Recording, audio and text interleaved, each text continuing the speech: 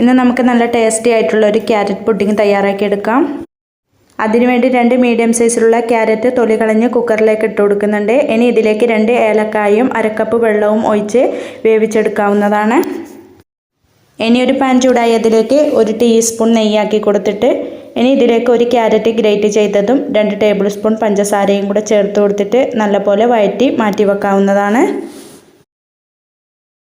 ഇനി വേവിച്ചെടുത്ത ക്യാരറ്റ് ചൂടാറിയതിന് ശേഷം മിക്സിയുടെ ജാറിലേക്ക് ഇട്ട് കൊടുത്തിട്ട് ഇനി ഇതിലേക്ക് 1/4 കപ്പ് പഞ്ചസാരയും കൂടെ ചേർത്ത് കൊടുത്തിട്ട് നല്ലപോലെ ഫൈനായി അരച്ചെടുത്ത് ഒരു സോസ് പാനിലേക്ക് മാറ്റി കൊടുക്കുന്നുണ്ട്.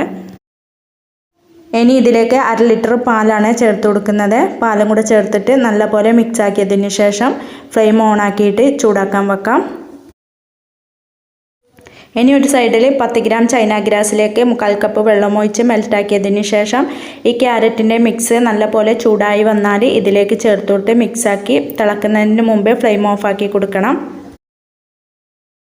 ഇനി ഇത് നന്നായി മിക്സാക്കിയതിന് ശേഷം ഒരു അരിപ്പയിലൂടെ അരിച്ചിട്ട് സെറ്റ് ചെയ്യുന്ന പാത്രത്തിലേക്ക് ഒഴിച്ചു കൊടുക്കാവുന്നതാണ്. ഇനി ഇതിൻ്റെ ടോപ്പിലായിട്ട് നേരത്തെ വഴറ്റി മാറ്റി വെച്ച ക്യാരറ്റും കൂടെ ഇതുപോലെ ഇട്ട് കൊടുക്കുന്നുണ്ട്. ഇനി ഇത് ചൂടാറിയതിന് ശേഷം ഫ്രിഡ്ജിൽ വെച്ചിട്ട് തണുപ്പിച്ചെടുത്താൽ നല്ല ടേസ്റ്റി ആയിട്ടുള്ള ക്യാരറ്റ് പുഡിംഗ് ഇവിടെ റെഡിയായ. എല്ലാവരും ട്രൈ ചെയ്ത് നോക്കാനും ലൈക്ക് ചെയ്യാനും കമൻറ്റ് ചെയ്യാനും സബ്സ്ക്രൈബ് ചെയ്യാനും മറക്കല്ലേ. Thank you for watching.